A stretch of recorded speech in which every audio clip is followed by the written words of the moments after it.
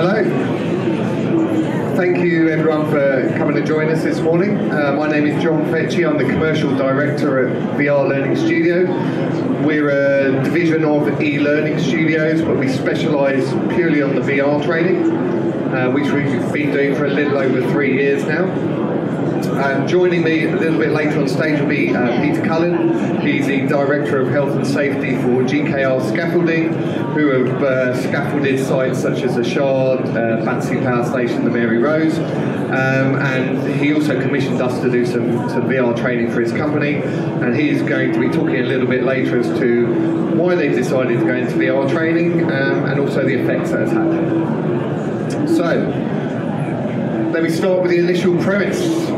Is VR training effective? Yes and no. Probably not the answer you're expecting. But I do want to convey at the start here that I don't think VR training is a magic wand across learning and development. It doesn't work in every single part of L&D. And we shouldn't all be moving into VR. But in the right situations, VR is the best learning tool. And it's a case of just knowing when those right situations are. If I can, for a brief moment, give you an analogy here. I see VR learning a little bit like the microwave oven is to the kitchen. I can see some very bemused looks. When the microwave oven came out, it didn't change the basics of cooking. We still mix and heat ingredients as we always have, even though most of us probably have a microwave oven in the kitchen.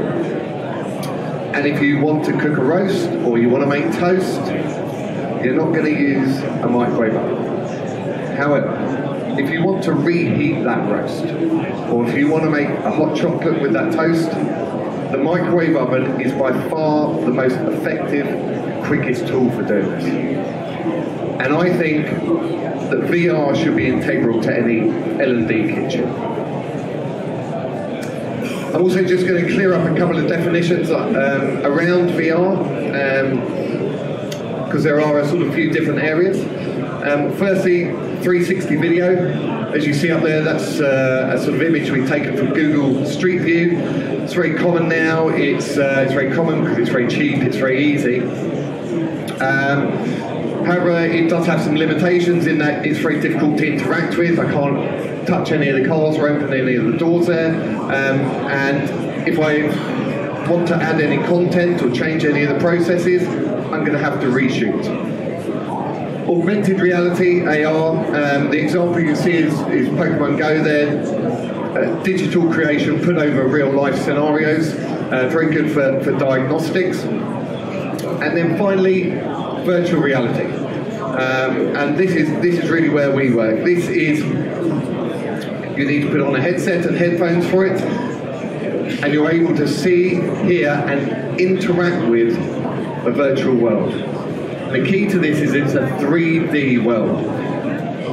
So if I see a door in here, I can open that door. If I see a person or the avatar of that person, I can communicate with that person.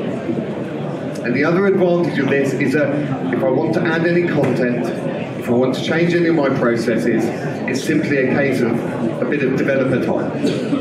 So it's constantly up to date. I've used, I haven't here. Oh, so the three ways that I've used previously to sum up these areas is 360 video is to see the job. AR video is when you're on the job. And VR is to learn the job. And that is why VR is the most popular area in L&D. But I said yes and no, so let me just go through the no's quickly. Why and where is it not so effective? If you want to read a book, if you've got lots of text or you want to see an Excel sheet full of numbers, VR's not your place for it.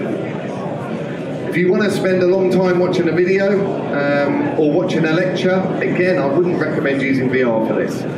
And finally, if you need access to the internet and you want to type on the internet, well, you're generally using controllers like your remote control on your TV. Again, not so great. So if it's not so great at those points, why have companies like these come to us to build VR training for them? And that is because when used at the right time and in the right place, it is the most effective learning tool. So, when are those right times? When is it a yes? I think the broader answer is when you are bridging that gap between practice, between theory or the classroom, trying to take that into reality.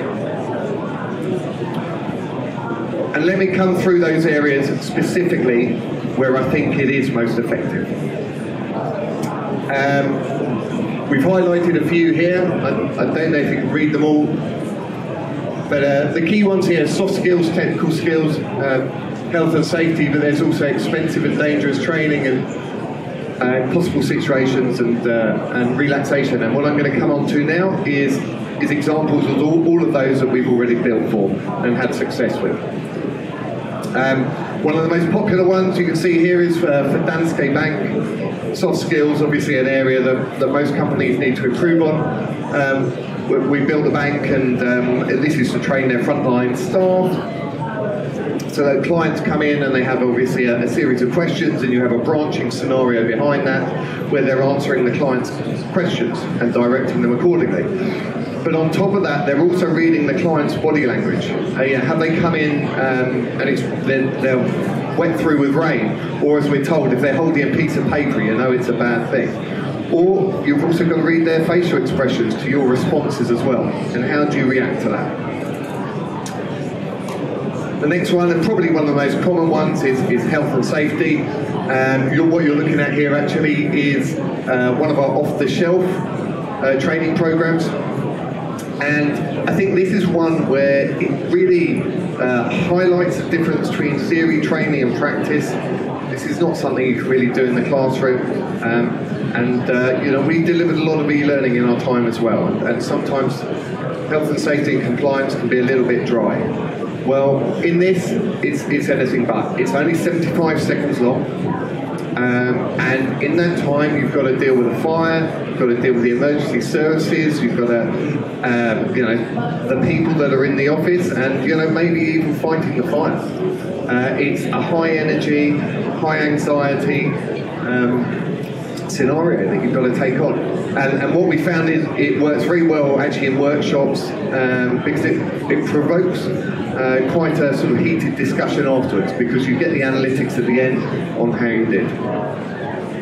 In possible situations, this is one we made for Roche, the pharmaceutical company, to show how a new drug of theirs works for people who have haemophilia type A. And they wanted to get this learning across not only within the company but also externally to their suppliers. And so we shoot you via VR from a syringe into a blood vessel, and you can go and interact with all the components in there, interact with the red and white corpuscles, the platelets, find out more about it, and actually start to find out how that clotting cascade happens.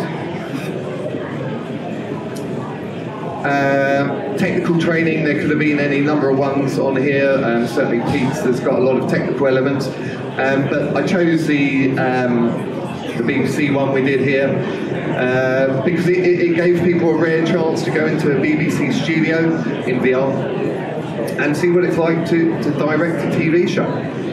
You've got 3 cameras that are all voice activated, zoom in, camera 1, 2, 3, and you've got to follow the script, you've got to direct accordingly. Not an easy task to do, and again, under time constraints. Expensive and dangerous training, this one we built for training engineers to do repair wind turbines. Obviously that's working at height, very, very dangerous area, and also once you get up there, this machinery is quite an expensive bit of kit. If you make a mistake, that's an expensive mistake you make. So yeah, much better to do this in VR where you're safe and you can practice and hone your skills before you get to do the real thing.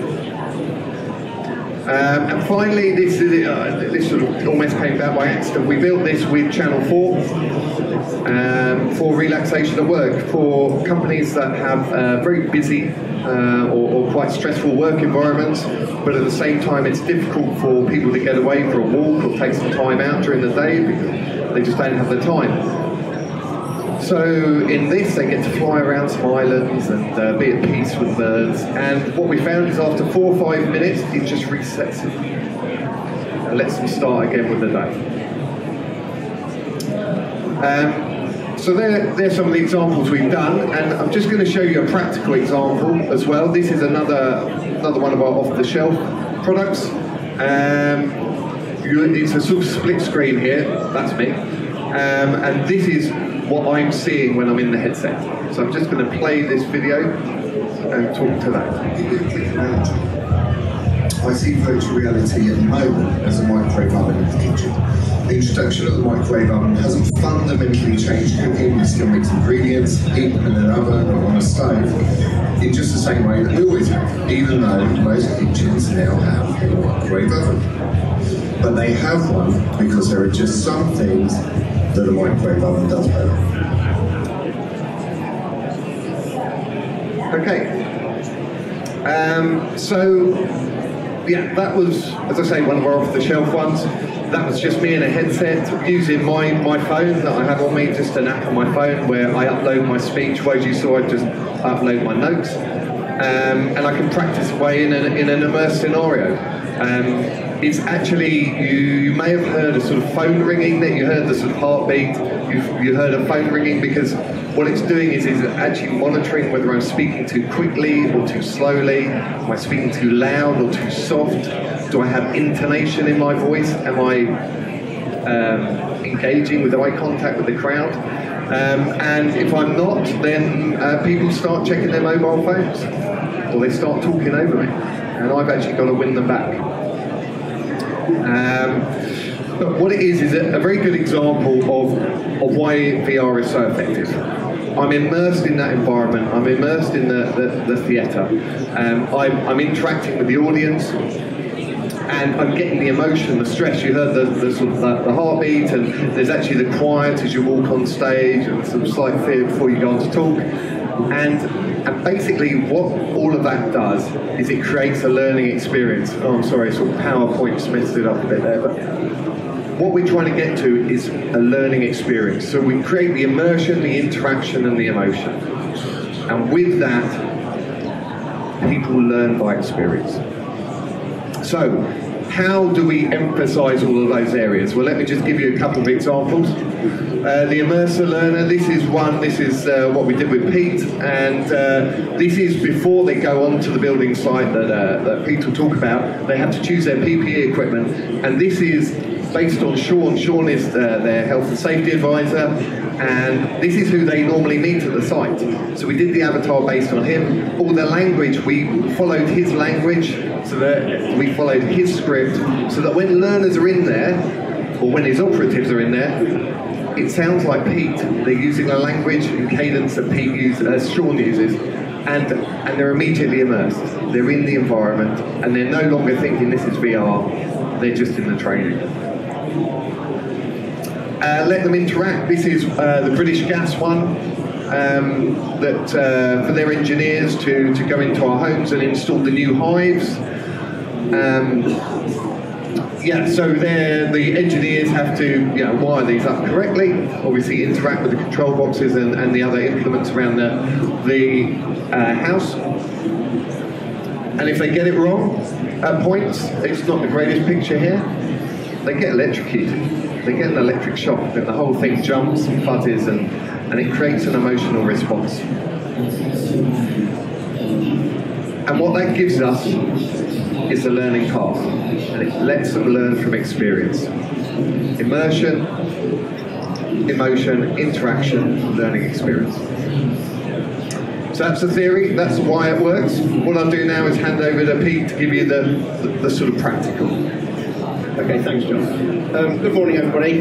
Firstly, I'd like to say I'm pleased to be here today, but more importantly, how extremely proud I am to be here just to briefly discuss my journey, or our company's journey, on engaging with VR learning studios and also developing a VR training program, a behavioural training program for our scaffold operatives. Before I go into it, I'd just like to start with a story. Now, my responsibility for my role, I have to ensure that all of our accidents, incidents and near misses are always investigated. Now, there's one which really sticks in my mind, it's quite poignant, and there was one young scaffold operative, and his task was to manual handle scaffold materials from one point to the other. It was on level 5 of a building, and on this particular trip that he was making with a scaffold tube, he decided to take a shortcut. Instead of going through the normal safe route, he actually decided to take a quicker route over some corrugated decking, which meant that he was walking over an uneven ground surface. Now, unfortunately, while he was doing this, he tripped, and it was in close proximity to avoiding the ground, or riser, and this riser was protected by 3 handrails. Now, obviously, as he tripped, his natural instinct was to reach out and grab the handrail. As he did that, he dropped the scaffold tube. I think we all know where the scaffold tube probably went. It went straight down the riser. I attended site pretty quick, and to say that the operative was in a state of shock was an understatement. He couldn't actually look over the handrail to see where the tube had gone. He knew that there was other contractors working for another company on that project who were working down there, and he thought they'd hit, injured, or maybe even worse. He couldn't actually look over there. So we sat him down, he calmed down. And after he'd repeatedly apologised for what he'd done, he actually stood up and he looked me in the eyes and he said, "I will never ever do that again." And that stuck with me, and I thought, this is great. He won't, and I believe him, he won't, and he will never do that again. But it was too late. We'd actually missed something. We could have caused injury to somebody. By the way, nobody was injured during this. But it got me thinking. But another issue that we're faced with is that our operatives, we do a lot of the high-risk works, so they can be faced in a high-risk environment of working 600 feet on ground level, cantilevering scaffolds out for members of the public. We haven't had one reported incident or accident while they're working up here. They've got this high-risk mindset. They perceive the high risk and the high-risk activities that they're doing.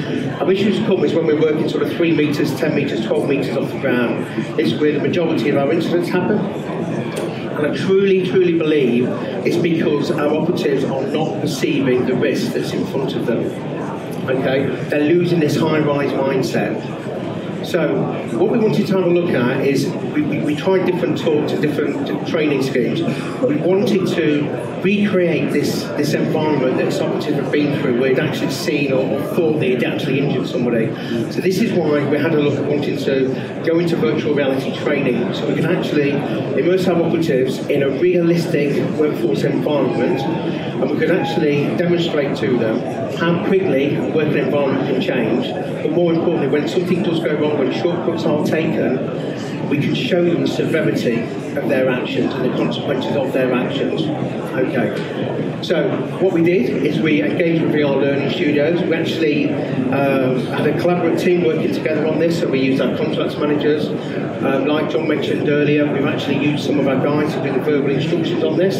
So as soon as the operatives, they put the headsets in, their minds are tricked, they're immersed into this real life world where it is identical to what they're working in. We also worked with our designers, and our designers were able to use the software from the designs, which went into the virtual reality as well. So when they're out there actually working on the scaffolding and seeing officers working around the scaffolding, this is scaffolding that they've actually built themselves. So they've got the right noises, they've got the actual detail down there, absolutely perfect. Sorry John, I'm just moving on to the side. So we built the virtual reality training. We got it as ideal as we can. We started rolling the training out, and this was absolutely fascinating to us.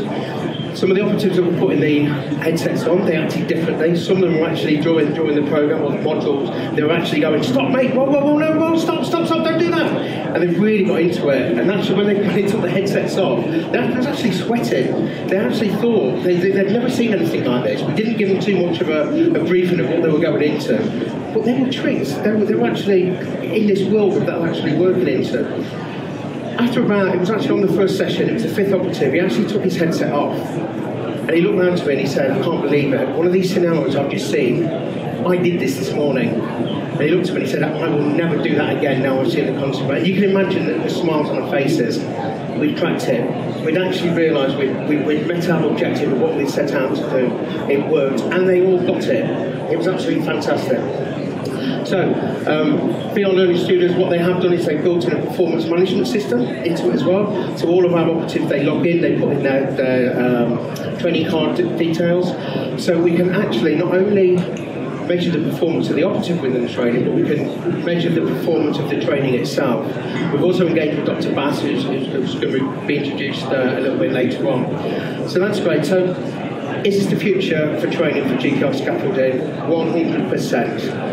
A lot of our operatives, they are boring, they don't enjoy desktop training, they don't enjoy the PowerPoint training at all. Do they enjoy the VR training? Absolutely. We're just starting to understand the capabilities of what the training can do. We built in physics calculators in there so we can show when items are dropped, the deflection on there, the force of impact that they come down on there. We are invested into this, and we truly believe that this is the future of training, certainly for behavioural training within GKR Scaffolding. With that, I'll show back over to you, John. Sorry about the size, forgot about that. I got a bit carried away. Yeah, and as Pete alluded to there's actually several elements to this training, as well as obviously the training itself and how that's being monitored by his team.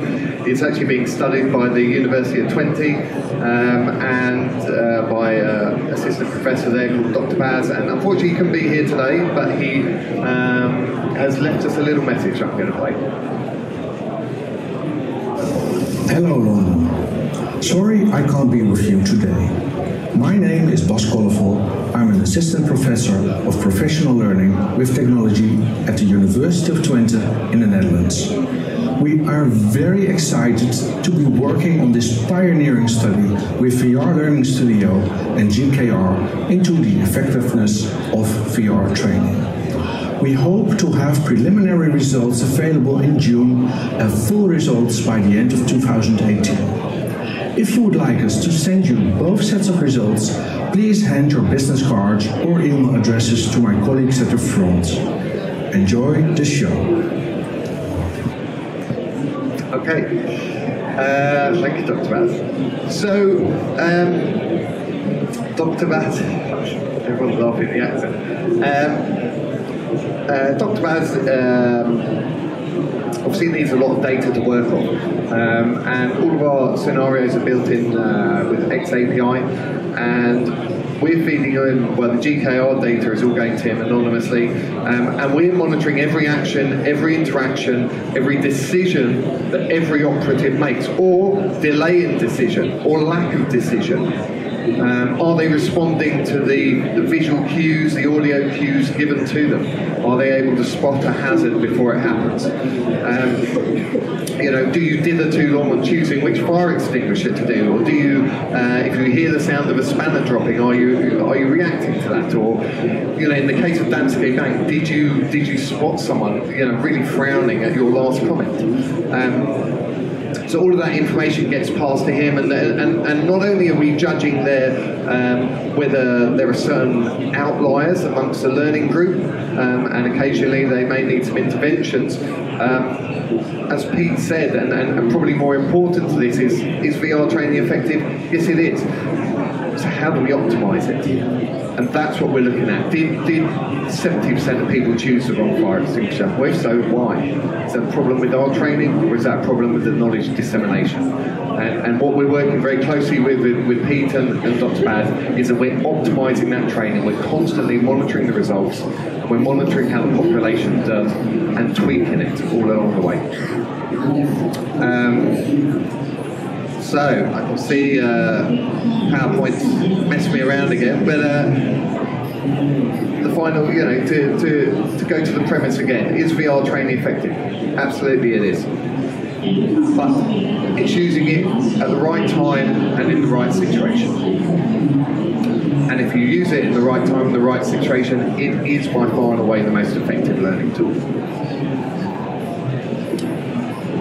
that's us wrapping up now. I've seen a couple of other talks over sort of today and yesterday. I just wanted to point out the reason why we don't have any videos in this, in that I don't think that's a fair representation of what virtual reality is like. Virtual reality has to be experienced to understand it. And if I just put videos on here, it would you might as well just go to YouTube.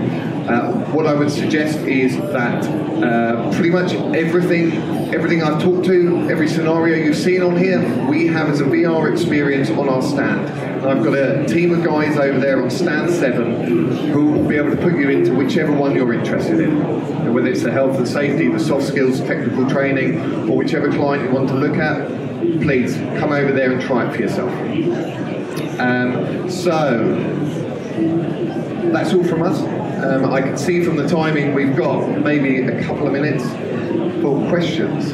So does anyone have any? Yes, cool. Can I get it? If you just say it to me and I'll shut it out. People sitting in the same environment, giving feedback towards each other in the same virtual environment. Kind of collaboration. Yeah, so yes it is the answer. Most of our deliveries, obviously there's a lot of hardware out being shown here today, and a lot of it's done on the tethered ones where you have a cable coming out, the HTC Vive and the Oculus Rift, and that has to come with a monitor because you have to have a computer attached to it. But it's also quite cumbersome because you've got a lot of cables around you. Most of our deliveries are actually on, they're just on our phones, on the Samsungs, and a £50 headset, and all you need to do is put a Chromecast into your monitor, and the two connect, and you can show it on the monitor.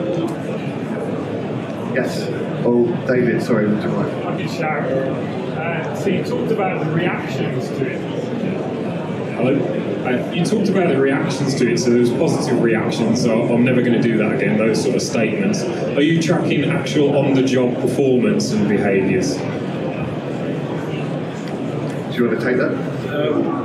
So we're looking at actual, where they're working on the project itself in real time, the behaviours. So do these sort of interventions make a change in actual on-the-job behaviours? Do you get like a reduction in number of incidents or near misses, etc.?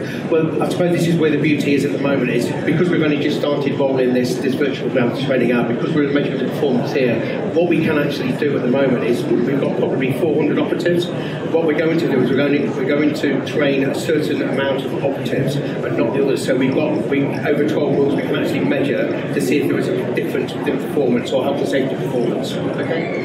Yeah, what I would say is that what you saw with Dr. Baz there is that studies starting from February the 8th. We've only done the preliminary runs on that.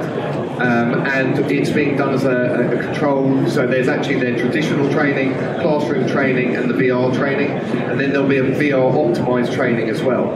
And the preliminary results won't show the 4 different categories there, but the full results will show the difference in the 4 categories. Any more? Yes? Sorry. Okay. So you talked about delivering. You talked about delivering training, but do you have any idea on whether there's a benefit on retention of training as well, say longer term?